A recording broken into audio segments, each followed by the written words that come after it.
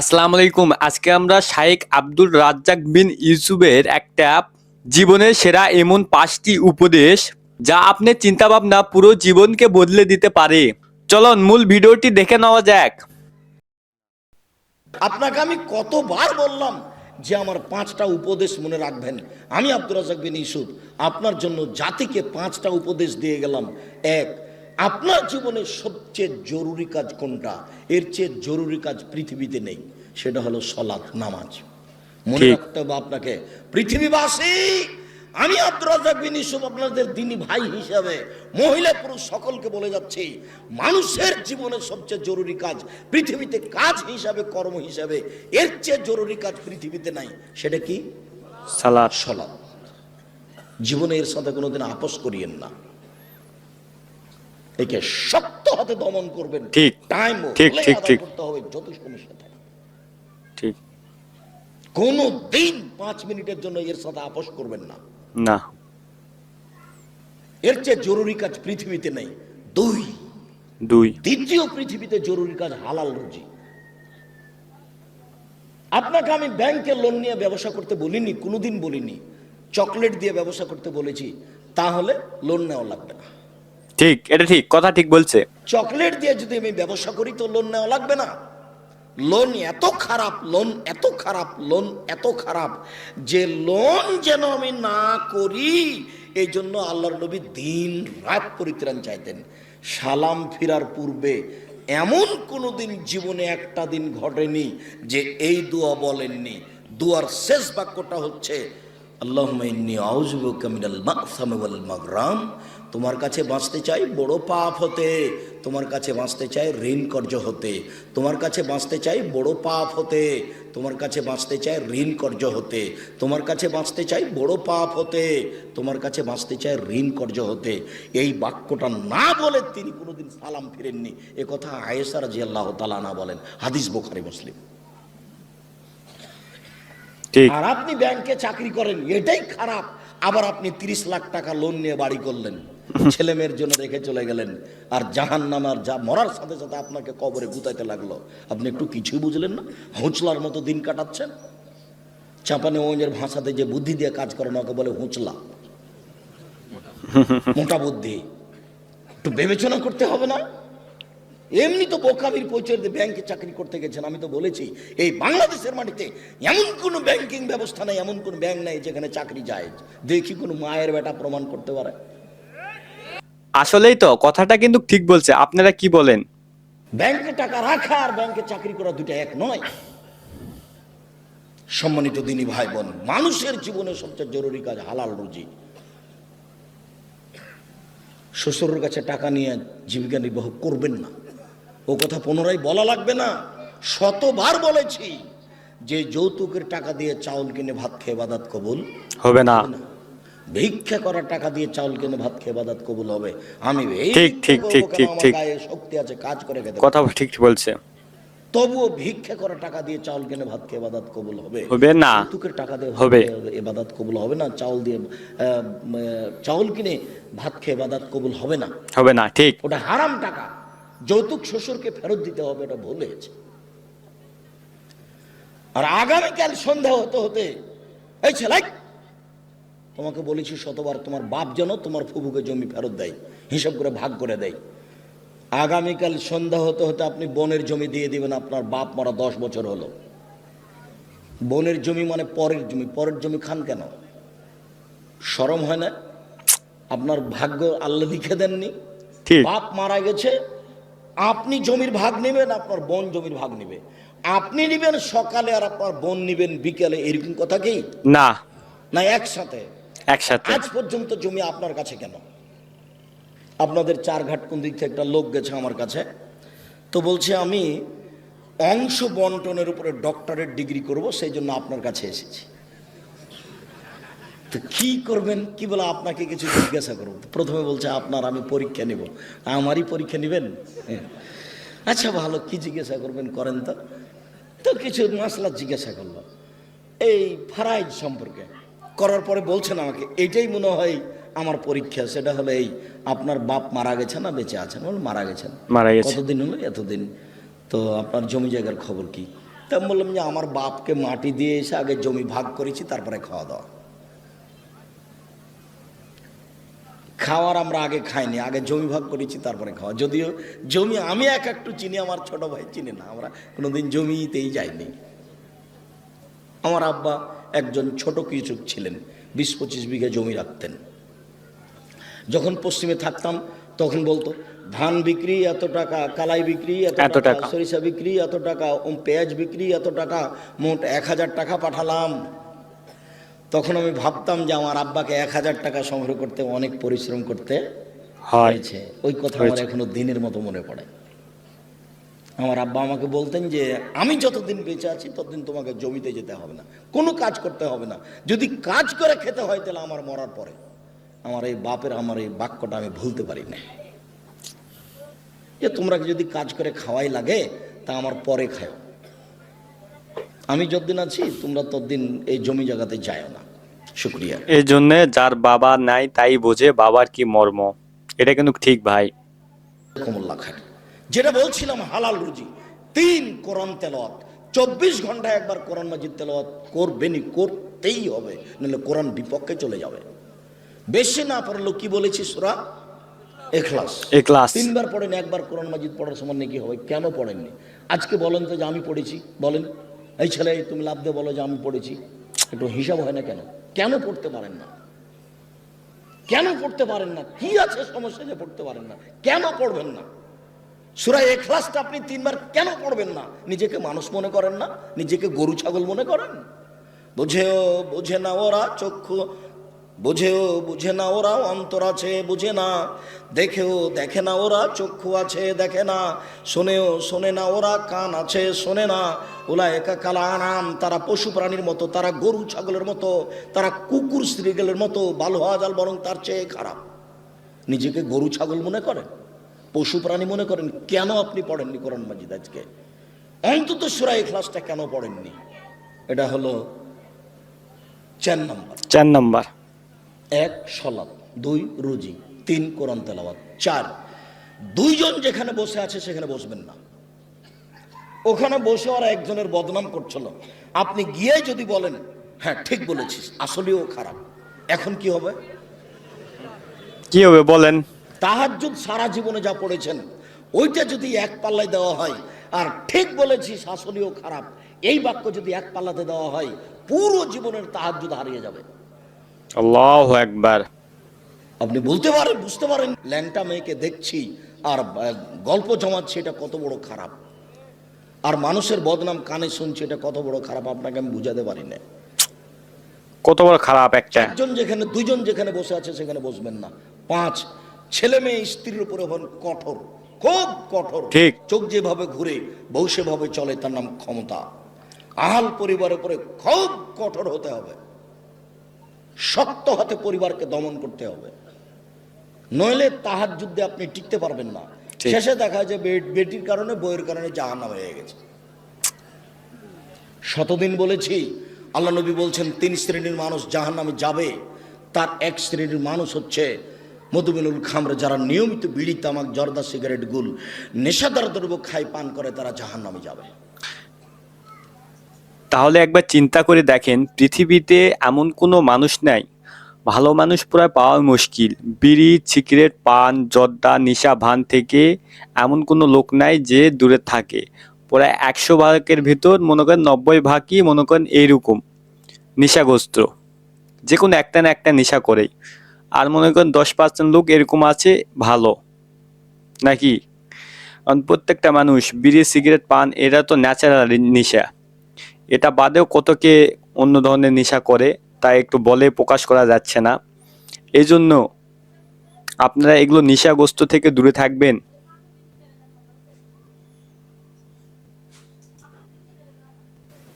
একটা ছেলে বলছে, আব্দুর রাজাক সাহেব, আপনি যে বিড়ি সিগারেট সব সময় বলেন, তো বিড়ি সিগারেট হারাম তার দলিল কোথায়? তো দলিল সরাসরি আছে, আল্লাহ রাসূল বলছেন মাসকারা কাসিরুহু ফাকালিলুহু হারাম। যেই জিনিসটা বেশি খেলে বিবেকের ক্ষতি হবে, তার কম, তার একটা কণাও হারাম। ঠিক ঠিক। তো তাহলে তোমার 50 বেড়ি, হাফ কেজি বেড়ির মশলা খুলে একজনকে খাওয়াইয়া দাও তো দেখি। হাফ কেজি জর্দা তুমি একজনকে খাওয়াইয়া দাও, তার বিবেকের ক্ষতি হয় কি না? 10 কেজি খাওয়াইয়া দিলে যদি বিবেকের ক্ষতি হয়, তাহলে তার একটা কণাও হারাম। আল্লাহ রসুল বলেছেন, এক বাক্য বলেছেন এমন ভাবে কিয়ামত পর্যন্ত সারা পৃথিবীর সব জায়গাতে চলবে। কাজেই হালাল রুজি খাবেন, আর জরুরি প্রয়োজন ছাড়া কোথাও বসবেন না, আর পরিবারের উপরে খুব শক্ত, খুব কঠোর হতে হবে। সম্মানিত দিনী ভাই বোন, এই 5টা উপদেশ থাকছে।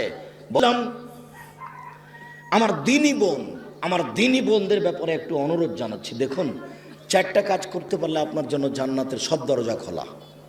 আপনি 4টা কাজ করেন, জান্নাতের যে কোনো দরজাতে যেতে পারবেন। আমি বলিনি এই কথা মোহাম্মদ সাল্লাল্লাহু আলাইহি সাল্লাম বলেন। 1, সালাত খামসা, 5 ওয়াক্ত সালাত আদায় করুন। এই ছেলে, তোমরা ওখানে ভাবে দাঁড়িয়ে কেন? বসো। দিনী ভাই বোন, আমি আপনাদেরকে অনুরোধ করছি, আপনারা দয়া করে দোকানপাটে কেউ থাকিয়েন না, রাস্তাঘাটে চলাচল করিয়েন না। এখন কোনো কাজ করার প্রয়োজন মনে করেন না। আপনার আমি কিছু না কিছু উপকার করবো ইনশাআল্লাহ। ইনশাআল্লাহ। আপনিও যেমন কষ্ট করে এসেছেন, আমিও তেমন কষ্ট করে এসেছি। আমি 7:30 8টার দিকে বাসায় পৌঁছেছি। বরিশাল বরগুনায় ছিলাম রাতে। বরিশাল বরগুনা থেকে আমি রাতে বক্তব্যের পরে যাত্রা আরম্ভ করে সকাল 8টার দিকে আমি প্রতিষ্ঠানে পৌঁছেছি। এটা নিয়ে আমার কোনো খেয়ালই ছিল না। এশার সালাতের পরে অবগত হয়ে আমি আসলাম। আমি কষ্ট করে এখানে এসেছি, আপনি চায়ের স্টলে বসে থাকবেন? আপনাকে আমি মানুষ মনে করব? কেন আপনাকে আমি মানুষ মনে করব? ঠিক। আল্লাহ আপনাকে পশু প্রাণী বলছেন, আমি কেন বলবো? আপনি পশু প্রাণীর মতো। পশু প্রাণীর মতো না হলে আমি দিনের কথা বলছি, আপনি ওখানে বসে থাকবেন কেন? ঠিক কথা, ঠিক সম্মানিত বলছেন। দিনী বোন, এইদিকে শোনেন। এই মেয়ে, এই শোনো। 1, 5 ওয়াক্ত সালাত। 1, 2, 2 সমাত সাহারাহা, রমজান মাসে রোজা সেম। রোজা শ্যাম। 3, আতাত বালাহা, স্বামীকে মেনে চলা। ঠিক। তিতা লাগলেও মিঠা লাগলেও মেনে চলতে হবে। 4, জেনায় লিপ্ত না হওয়া। জেনা। 4টা কাজ করবেন, জান্নাতের সব দরজা খোলা। 4 নাম্বার জেনা। জেনা। জেনা যদি হয়ে গিয়ে থাকে, তাহলে এখন থেকে কান্নাকাটি করেন। যদি আপনি খালেস অন্তরে কান্নাকাটি করতে পারেন দিন রাত, তাহলে আল্লাহ জেনার পাপটাকে নেকি দিয়ে পূর্ণ করে দিবেন। সুবহানাল্লাহ। আর আল্লাহ ওয়াদা করেছেন আপনার সাথে, অনাহা নাফসা আনিল হাওয়া ফাইনাল জান্নাতা হিয়াল মাওয়া। পৃথিবীবাসী মনে রেখো, আল্লাহ তাআলা বলছেন, পৃথিবীবাসী মনে রেখো, তোমরা যদি অশ্লীল কাজ থেকে নিজেকে বিরত রাখতে পারো, আমি আল্লাহ তোমাকে জান্নাতুল মাওয়া দিয়ে দিলাম। সুবহানাল্লাহ। আপনি অশ্লীল কাজ বন্ধ করেন, জান্নাতুল মাওয়া আপনার জন্য প্রস্তুত আছে। এটা মানুষে বলেননি, এটা নবী বলেননি, এটা সরাসরি আল্লাহ বলছে। অতএব যদি কারো জেনা হয়ে গিয়ে থাকে, বন্ধ করেন, আপনি ভালোর মধ্যে চলে যাবেন। স্বামীর সাথে ভালোভাবেই চলতে হবে। আপনার স্বামী আপনাকে গালি দেয়, এ কথাই ঠিক। আপনার আচ্ছা, এই কথাটা বললো, আপনারা অবশ্যই এই কথাটা মেনে চলবেন। জেনা থেকে আপনারা দূরে থাকবেন। এখন বলা যায় না, প্রত্যেকটা ছেলে মেয়ে যুবক যুবতী মানে এই জেনার দিকে নিত্য হয়ে আসে। আপনারা জেনা থেকে দূরে থাকবেন। স্বামী আপনাকে মারে, এ কথাই ঠিক। আপনার স্বামীর মুখ খারাপ, এ কথাই ঠিক। এর পরেও কোনো উত্তর না করে পাথর হয়ে এই সংসার করেন, এটাই আমার পরামর্শ। আমি আপনার দিনী ভাই হিসেবে আপনাকে আমি পরামর্শ দিচ্ছি, যেহেতু 2-1টা ছেলে মেয়ে হয়ে গেছে, আপনি এই সংসার করেন, ওর সাথে কথা বলেন। সপ্তাহ কথা বলেন না, রান্না বান্না করে ছেলের হাতে মেয়ের হাতে দিয়ে পাঠান, আর 1 গ্লাস পানি চাইলে সামনে গ্লাসটা রেখে ঠ্যাক্কস করে রেখে দুদিকে হেঁটে চলে যান। এভাবে সংসার করলে আল্লাহ অসন্তুষ্ট থাকবেন, পরকাল জাহান্নাম হয়ে যাবে। এই সংসার করতে হবে না। আমার কথা আপনি মেনে চলেন, কষ্ট হোক মুখ বন্ধ করেন, প্রতিবাদ করিয়েন না, তার সাথে মিশে চলেন, তার পায়ের নিচে দুনিয়া শেষ করে দেন, তাকেই ভালোবেসে দুনিয়া শেষ করে দেন, আপনার জন্য ভালো হবে, জান্নাত হবে। ঠিক। শেষ পর্যন্ত যদি বুঝেন যে সংসার হবেই না, তাহলে এভাবে ঝুলন্ত থাকতে হবে না, আপনি খোলা করে নেন। যে কোনো মহিলা যে কোনো স্বামীর সাথে খোলা করতে পারে যে আপনার সাথে থাকবো না, চেয়ারম্যান সাহেবরা ঠিক করে দেন, কাজী সাহেব ঠিক করে দেন, আমাকে একটা খোলা তালাক লিখে দেন, আমি আমার স্বামীর ভাত খাবো না। আপনি করেন, 1 মাস পরে অন্য জায়গাতে বিবাহ বসেন, কিন্তু ঝুলন্ত অবস্থায় এভাবে থাকিয়েন না। মাস মাস বছর বছর স্বামীর সাথে কথা বলবেন না, এটা ঠিক নয়। ঠিক না এটা। কষ্ট করে, গালি সহ্য করে, মায়ের সহ্য করে আপনি চুপচাপ থেকে সংসার মেনে নেন, আপনার জন্য ভালো হবে। যদি শেষ পর্যন্ত বুঝেন যে হবেই না, তাহলে 7 দিন পার করতে হবে না, সংসার বাদ দেন। অনেকের কথাটা কিন্তু ঠিক বলছে, অনেকের পরিবারেই কিন্তু এমনটা ঘটে। আপনারা যদি পারেন মুখ মুজে স্বামীর সাথে থাকবেন, ভালোভাবে সংসার করার চেষ্টা করবেন। আর যদি নাই পারেন তাহলে সঙ্গে সঙ্গে খোলা তালাক করে দিবেন, এটাই আপনার জন্য উত্তম, যদি নাই পারেন থাকতে। কারণ ওই স্বামীর পায়ের নিচে আপনার জান্নাত, এটা কিন্তু মানতে হবে। জন্য আপাতত কথা শেষ, আপনি আমার দিনই বোন। 1 5 ওয়াক্ত সালাত, 2 রমজান মাসের রোজা, 3 স্বামীকে মেনে চলা, 4 জেনায় লিপ্ত না হওয়া। জেনা যদি ঘটেই থাকে তাহলে মরা পর্যন্ত কান্নাকাটি করেন, যা পাপ হয়েছে সেটা আল্লাহ নেকি দিয়ে পূর্ণ করে দিবেন ইনশাআল্লাহ। এবার আপনাদের সাথে একটু জরুরি কথা, যেটা আল্লাহ রাসূল বলেছেন, স্বামী হিসাবে, বাপ হিসাবে জরুরি কথা হচ্ছে, 1 যে মানের আপনি খাচ্ছেন বউকে স্ত্রীকে সে মানের খাওয়াবেন। 2 যে মানের কাপড় আপনি পরছেন বউকে স্ত্রীকে সে মানের পরাবেন। 3 কখনো কটু কথা বলবেন না, স্ত্রীকে কটু কথা বলা নিষেধ, গালি দেওয়া নিষেধ, নিন্দা করা নিষেধ। শ্বশুর শাশুড়ির ব্যাপারে মন্তব্য ভুলেও কোনোদিন ঘুমের ঘরেও করবেন না। শ্বশুর শাশুড়ির বিরুদ্ধে কোনোদিন কথা বলবেন না। স্ত্রীকে কখনো কটু কথা বলবেন না। বলবেন না ভুলে যে তোমার রংটা কালো, বলবেন না ভুলে যে তোমার ঠোঁটটা মোটা। একবার যদি ঠোঁট মোটা বলেন 10 বছর আপনাকে ভালোবাসবে না। ওরা হচ্ছে কম বুদ্ধির, প্রশংসা প্রিয় মানুষ, সব সময় প্রশংসা করেন, তুমি খুব ভালো, তুমি খুব ভালো, তোমার মতো কোনো মেয়ে দেখি না, সারা রাত পাটি বেঁধবে। ঠিক, এজন্য কখনো আপনাদের স্ত্রীকেদের খারাপ কথা বলবেন না, এটাই ভালো হবে। তার কাছে সেবা নেওয়ার চেষ্টা করেন, কটু কথা বলিয়েন না। 4 মুখের উপরে মারবেন না, কোনো সময় না, মুখের উপরে মারবেন না। গালে থাপ্পড় মারবেন না, আল্লাহর নবী নিষেধ করেছেন কঠিনভাবে। ঠিক, এটা নিষেধ করছে। ঠিক। 5 ওলা তাত্র খাইল্লা ফিল বাইতে, নিজের বাড়ি ছাড়া কোথাও থাকতে দিবেন না, যেতেই পাবে না। খালার বাড়ি, ফুফুর বাড়ি, মায়ের বাড়ি, নানির বাড়ি, কোনো বাড়ি যেতে পাবে না। বিবাহের বাড়ি তো অসম্ভব হতেই পারে না। দাওয়াত দিয়েছে আপনি যাবেন, আপনার ছেলে যাবে, আপনার বউ যাবে কেন? বিবাহের বাড়িতে গেলে স্বামীর সংখ্যা বেশি হয়ে যায়। কমিউনিটি সেন্টারে যাওয়ার কোনো প্রশ্নই আসে না, বাজারের তো কোনো প্রশ্নই আসে না। পুরুষের পরিচয় দিবেন, কই আমরা তো কোনোদিন বাজারে যাই না, আমরা তো বেঁচে আছি দুনিয়াতে। আমাদের আহাল পরিবারের তো কোনো সময় বাজারে যায় না, আমরা তো আছি দুনিয়াতে বেঁচে। আপনার বউ কেন বাজারে যাবে? কেন? কাপুরুষ আপনি? বেটা মরে গেছে, স্বামী মরে গেছে, আপনি মারা গেছেন, আপনার ছেলে মারা গেছে, কেন আপনার বউ বাজারে যাবে? নিজেকে পুরুষ মনে করেন না? এই 5টা জিম্মেদারি পালন করবেন। 5ম নম্বরটা খুবই শক্ত, এটাই ছিল 5টা উপদেশের শেষ। স্ত্রী পরিবারের উপর কঠোর হতে হবে, এটা শেষ উপদেশ। কথাই চলবে এই বাড়িতে। তাকে কোনোদিন কাপড় কিনতে দিবেন না যতদিন পর্যন্ত না বুঝেছে যে আপনি মোটা কাপড় কিনলো আমার কাছে মিঠে, চিকন কাপড় কিনলো আমার কাছে মিঠে। যতক্ষণ পর্যন্ত আপনার স্ত্রী এইটা না বুঝেছে ততক্ষণ পর্যন্ত সংসারে শান্তি আসবে না। আপনার প্রত্যেকটা কাজের উপরে তাকে খুশি থাকতে হবে যে আপনারটা ভালো, আমার ভালো।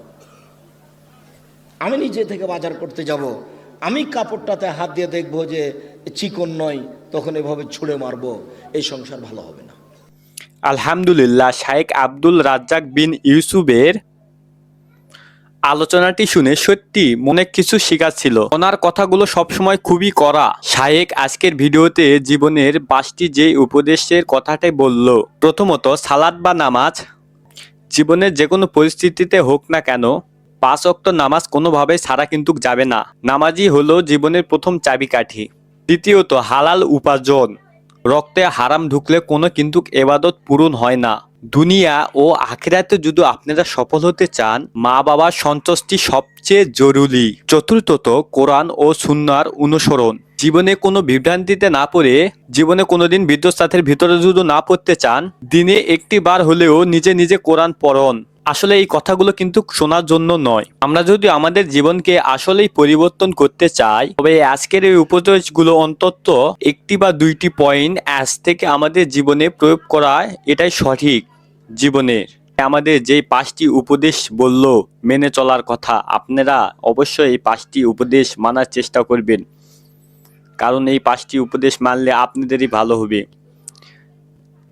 আমাদের খুবই সুন্দর করে কথাগুলো বুঝিয়ে বলল, আপনারাও বুঝতে পারছেন। ইনশাআল্লাহ একটি হলেও দুইটি হলেও আপনারা নিজের ভিতর সেই উপদেশগুলো আনার চেষ্টা করেন। আস্তে আস্তে ইনশাআল্লাহ আপনারা এই 5টি উপদেশের ভিতরই হয়ে যাবে আপনাদের। কখনো আপনারা স্বামীর সাথে খারাপ ব্যবহার করবেন না, কখনো কিন্তু আপনারা স্বামীর সাথে খারাপ ব্যবহার করবেন না, কারণ স্বামীর পায়ের নিচে আপনার জান্নাত। তাই স্বামীকে কখনো খারাপ কথা বলবেন না, ভালো মন্দ কথা সবসময় বলবেন। কখনো খারাপ কথা বলবেন না, সবসময় ভালো কথা বলবেন। আপনার যদি কোনো সমস্যা হয় সেটা আমাদেরকে বলবেন খুলে। আর আপনার থাকতে কোনো অসুবিধা হয়, মনে করেন আপনার স্বামীর সাথে চলতে ফিরতে দ্বন্দ্ব ফ্যাসাদ অনেক কিছুই কিন্তু হয়। জীবন চলতে গেলে কিন্তু অনেক কিছু ভুলভ্রান্তি, অনেক কিছু নিয়মকানুন মেনে চলতে হয়। তার ভিতরে কিন্তু কোনো কিছু ভুলভ্রান্তি, গন্ডগোল ফ্যাসাদ এরকম থাকে। অনেকে এরকমভাবে সংসার করে।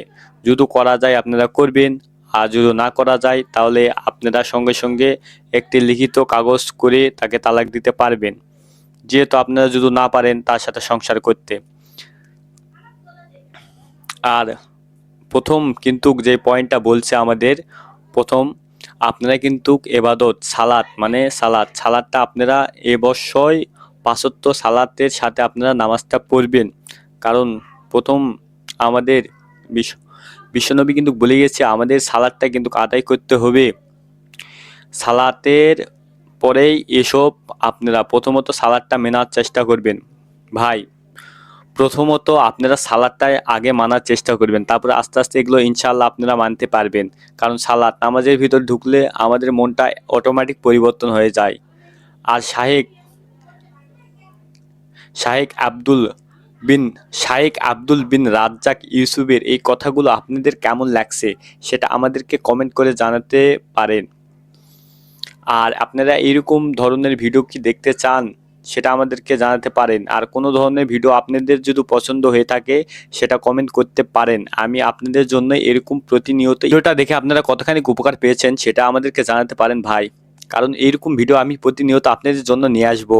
আর এই 5টি উপদেশ যেটা বললো আমরা মানার চেষ্টা করি, আজ থেকে আমরা শুরু করি। প্রথমত সালাদটা আপনারা আগে প্রথমত সালাদটা আপনারা মানার চেষ্টা করেন। নামাজটা মানার চেষ্টা করেন, প্রতি 5 ওয়াক্ত নামাজ পড়েন। তারপরে আস্তে আস্তে প্রথমত নামাজ পড়বেন, তারপরে আস্তে আস্তে যেগুলো কথা বললো এগুলো কথার আপনারা মানবেন। এভাবে করে চলবেন, ইনশাআল্লাহ আপনাদেরই ভালো হবে। আজকের আলোচনা থেকে আপনাদের কোন উপদেশটি আজকের আলোচনাটা থেকে আপনাদের সবচেয়ে কোন উপদেশটা কাজে লেগেছে, আর ভিডিওটি শেয়ার করে অন্য ভাই বোনদের দেখার সুযোগ করে দেন। সবাই ভালো থাকবেন। আল্লাহ হাফেজ।